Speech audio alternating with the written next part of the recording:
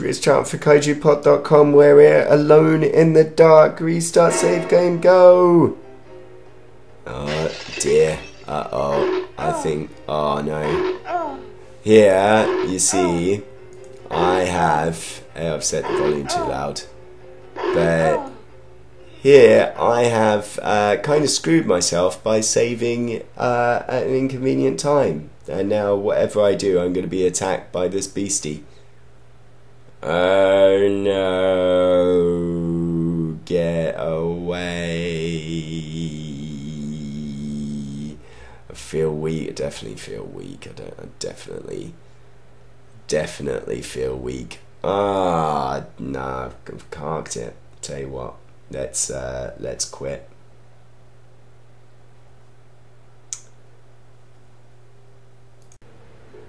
So this is, Alone in the Dark from Infogram, which, there was a frog there. And latterly, I guess Atari the rights went weird, and so now Atari, or the zombie shambling corpse of Atari, has put out a version of Alone in the Dark on iPhone and stabbed horrible bloody touch controls on it. Someone's watching over there. So yeah. Oh god. Anyway, there we go. Get what? Wow! Look at that.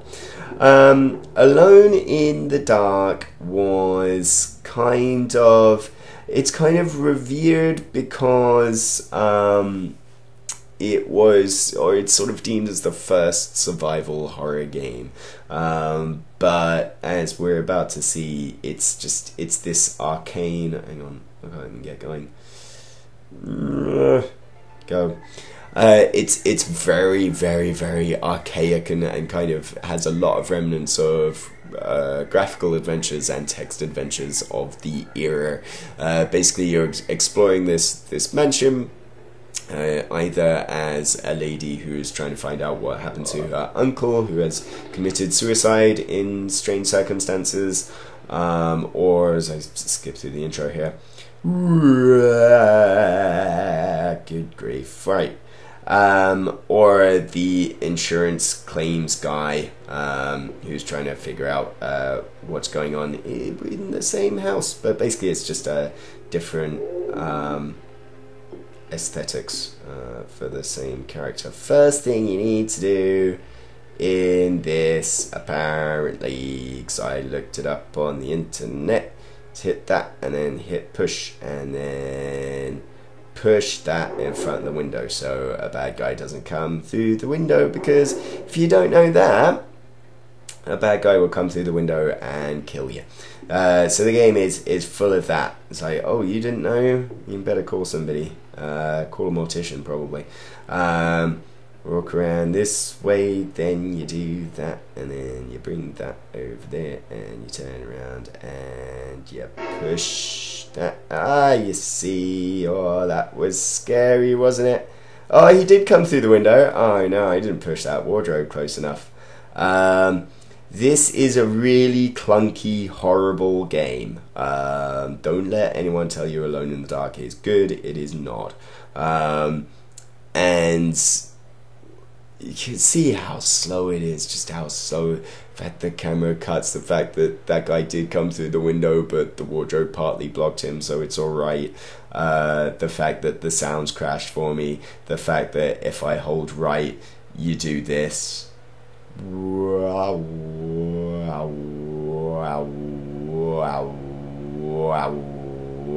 The fact that you have to pause the game in order to choose whether to fight things or open and look for them, and the fact that when you fight you do that and then you have to push up, you have to hold down the action button and then press up to kick stuff, and quite a looker though. There we go. And now I'm just constantly walking forward, it seems. I'll take that, I suppose. Yeah, here's a game that I think it's just crashed. I think it's just crashed. Okay, it's working now. Oh god, I mean, I never played Alone in the Dark originally because I didn't have a DOS PC. I'm sorry, this sound's just turned off randomly. So I always missed out, and now this is the first time I've actually been playing this, and I'm not sure whether its absolute horribleness is purely because of the iOS controls. I'm not convinced that it is. I think it's also largely because the game is old and crap. You take that, you find letter, you take that letter, and then you go away. There's a book in that chest. Or is that? No. There's a shotgun in the chest. I kind of need the shotgun. Just to put me out of my misery there. Oh, my back. I'm opening it from the wrong end. I've got to walk all the way around it. Oh, tank controls. The very worst kind of tank controls. Don't let anybody also mislead you that these add to tension, because they don't. They just add to frustration. They're horrible. But yeah, I remember that back in the day this was a revolutionary looking game. You got a gun.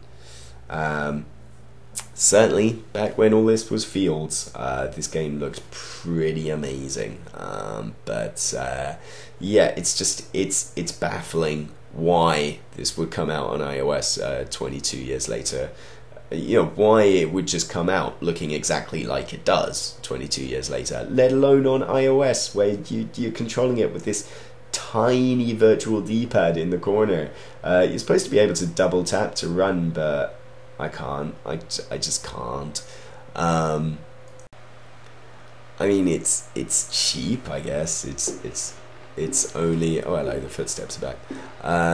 It's only 100 yen. It's only $1. But really, is your nostalgia for Alone in the Dark that strong that you kind of want to buy it on iOS? I really want Alone in the Dark with me at all times. But I want its horrible obtuseness further obfuscated. Take here, for instance. I thought this was a door. I pressed to open the door, but there isn't a door here. You've just got to know to turn to the right and then go down the stairs that are here, because you're supposed to remember the opening cutscene. But you go downstairs and just, oh my goodness, she just does not look good. Kind of looks a lot like just really low poly. It looks like a 1992 game. Funnily enough, it is a 1992 game. But still, man, this game is horrid. Found an oil can. There we go. And you go down here. And you're supposed to open that door. Oh, the sound's gone off again. Never mind. And you don't want to tread there. Don't tread there. Don't tread there. Don't go right up. Go in here. And then a guy's gonna appear. So I need to open my inventory, select use rifle to get the rifle, and then you wait for the zombie to come in. I'm going to take aim. There he is, there's your low polygon self, and then you hold up to shoot, and then he's dead, and then you moonwalk for a bit, and you go, God, sod this game. And you go, even though I know that floorboard is of a suspiciously different colour to the rest of the floor, I'm going to walk on it anyway. The end. No.